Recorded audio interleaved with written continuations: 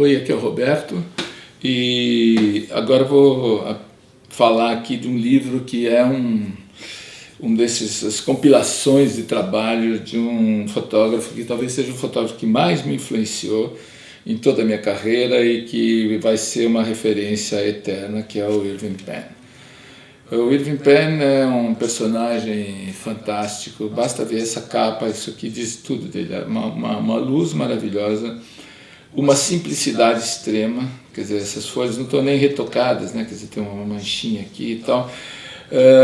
É um olhar muito depurado, muito sofisticado. O Irving Penn começou querendo ser pintor, ele foi pintor, começou com a pintura, depois foi diretor de arte, até de uma grande empresa de moda, e que ele abandonou para ir passar um ano no México pintando. Na volta ele acabou se empregando como assistente do Alexander Lieberman, que era o diretor de arte da Vogue, né, na época, isso nos começos dos anos 40, e depois desse ano trabalhando ali, ele um dia precisava fazer uma capa e o Alexander falou: "Você não quer tentar?" Porque ele tinha mostrado as fotografias que ele tinha feito no México, e o Irving Penn fez essa capa e depois nunca mais parou de fotografar. O Irving Penn, juntamente com o Richard Avedon, penso que foram os inventores da moderna fotografia de moda. E eles foram as influências de gerações e gerações de fotógrafos que vieram depois, e realmente é como um marco, uma referência incrível. E mais incrível ainda que o Irving Penn, na obra fotográfica dele, ele tem uma maestria absoluta no still life, na moda, nas fotos documentais, sempre deixando uma marca pessoal inconfundível. Quer dizer, aqui vamos dar uma olhada nesse livro. Quer dizer, esse livro podia ser objeto de um curso de fotografia que durasse meses, porque aqui tem cada página é um espetáculo. Isso aqui são os primeiros trabalhos que ele fez como fotógrafo. Isso aqui é de 1939. Nós estamos falando de 39, deixa eu fazer umas contas aqui, quase 80 anos atrás. Uau! Pois é. O Irving Penn morreu recentemente, trabalhou até morrer. E, quer dizer, isso aqui era uma época que a fotografia ainda, quer dizer, nós estamos durante a Segunda Guerra Mundial, no começo da Segunda Guerra Mundial, 1940, 41, e essas imagens, então, são as imagens do Irving Penn daquela época. Esse aqui é uma fotografia do Giorgio De Chirico, e esse aqui foi a primeira capa que ele fez para a Vogue. A primeira fotografia que ele fez e que depois ele nunca mais parou. Naquela época a Vogue tinha é bastante diferente do que é hoje. Eles tinham um estúdio que era feito para que os fotógrafos pudessem ter a melhor condição de trabalho possível. Eles davam um estúdio para cada fotógrafo, com tudo o que ele quisesse, e ele era empregado e ficava ali à disposição da Vogue, só que o único compromisso que ele tinha era de fazer todas as fotos que eles pedissem para ser feitas. E no caso do Irving Penn, logo que ele entrou na Vogue, começou a ser o fotógrafo da Vogue, esses aqui são os fotógrafos da Vogue na época, esse aqui é Cecil Beaton, que é com essa pose inconfundível, esse aqui é o Irving Penn, os outros eu não me lembro agora no momento. Isso em 1946, quando ele começou a fotografar como fotógrafo da Vogue. Isso aqui são fotos de 46, né? Uma parábola sobre contos de fadas e tal. Então, e logo que ele começou a entrar na Vogue, a primeira coisa que ele quis fazer foi desenvolver uma luz que fosse uma característica dele, e a luz sempre foi realmente uma característica do trabalho dele. A luz nessa época era uma luz muito cinematográfica, com aqueles desenhos, luz contra luz e tudo, né? E ele mudou completamente esse standard, né? E estabeleceu um tipo de luz que era dele. Essa aqui é uma capa da Vogue sobre beleza, de 1946. E aqui vamos indo, trabalhos, isso aqui é 1947, são 70 anos atrás. Ou seja, essa foto é de uma modernidade, é muito mais interessante e inteligente, sinto muito, do que muitos editoriais de moda que a gente tem hoje em dia. Já foi imitado 50 mil vezes a bolsa da mulher que cai, mas nós estamos falando de 70 anos atrás. A cor estava quase que, não digo mais quase começando na fotografia. O anjo. E aqui são os retratos que ficaram famosíssimos. Isso também, quer dizer, esses retratos. Isso aqui, ó. Jogo noturno. Um still life de uma mesa em 1947, também 70 anos atrás, com o fósforo todo ali jogado, uma xícara de café, quer dizer, uma coisa, uma construção lúdica, mas apelando para o casual, para o sujo, para uma coisa que hoje tem muita revista que não te deixaria fazer uma foto dessa, porque o cliente não sei o quê. Isso aqui é o Marc Chagall, pintor, William Holden. Isso aqui é uma natureza morta que chama a pintura flamenga, né? Bem assim, típica. Isso aqui de 47 também, outra matéria de comida. E aqui retratos, enfim. Nós estamos indo assim por... Esse é o Hitchcock, né? Alfred Hitchcock. Aqui Max Ernst, Le Corbusier. Então ele estava retratando as grandes personalidades da época dele. Isso aqui são os 12 modelos mais célebres daquele momento, sempre 70 anos atrás. Inacreditável. Fantástico. Natureza morta. Enfim, vamos lá. Salvador Dalí, Isamu Noguchi, a companhia de ballet do Teatro de Nova York, uma natureza morta com um bicho morto ali também, em 1947, ou seja, um ano depois que ele entrou para fotografar na Vogue. Esses retratos, nesses ambientes, também marcaram a época, porque ele fotografava personagens importantíssimos, tipo Jean Cocteau. Aqui nós estamos com o Balthus, pintor também, que foi feito em Paris, mas quando ele trabalhava no estúdio dele, Luchino Visconti, Eugenio Montale, Roberto Rossellini com Anna Magnani, que são personagens de cinema italiano. Quando ele fotografava no estúdio dele, ele fazia retratos assim, com o chão todo sujo, resto de carpete cortado,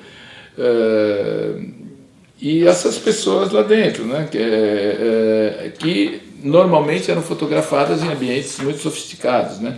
Eu estou me delongando aqui, mas essa parte dos retratos, Marlene Dietrich, o Stravinsky, a Duquesa de Windsor, sempre nesses lugares, Marcel Duchamp, Truman Capote, deixando um pedaço do painel aparecer, coisas que para a época eram quase que, digamos, inadmissíveis, né? E logo, logo ele começou também a fazer trabalhos pessoais como esse, né, que ele fez no Peru, que ele tem um livro sobre esse lugar, que era um estúdio de um fotógrafo famoso peruano, que ele alugou por causa da luz, que era uma luz de janela. E, então, enfim, estamos indo aí, aqui, isso também foi sempre feito nesse estúdio em Cusco, aqui personagens locais, enfim, trabalhos pessoais. Isso aqui são os nus de 1949, feitos com ampliados em platina, né, papel de platina, que também marcaram época, enfim. Estamos indo, fotos de moda, e 53, 50, 52, 53, 54... Quer dizer, nós estamos aqui há ainda mais de meio século atrás, né? Essas são fotos que são... têm uma qualidade, posso dizer, sem me arrepender, que são eternas, né? Essa aqui é a Grace Kelly, em 1954. Aqui estamos indo... Esse é o Alexander Lieberman, que era o diretor de arte da Vogue quando o Irving Penn começou a trabalhar lá. André Malraux, poeta francês. Simone de Beauvoir, Yves Saint Laurent, Picasso. São maravilhosos os retratos de Irving Penn, são fantásticos. John Fitzgerald Kennedy, de Kooning, enfim, moda. E aí continua, o grande Francis Bacon, um retrato impressionante, que mostra toda, talvez assim, a questão, a loucura e a genialidade dele, com Rembrandt atrás, enfim. Alberto Moravia, Laurence Olivier. Aqui ele usava também, às vezes, isso aqui nós estamos em 64, né, alguns processos antigos para ampliar as imagens dele em cor.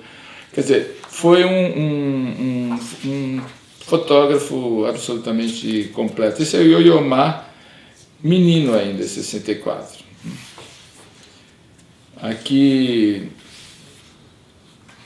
retratos, família de ciganos, com moda, ou seja, aonde caiu o olhar dele, essa é Susan Sontag com um filho em 1966. A Susan Sontag escreveu um fotógrafo, um livro fundamental sobre fotografia.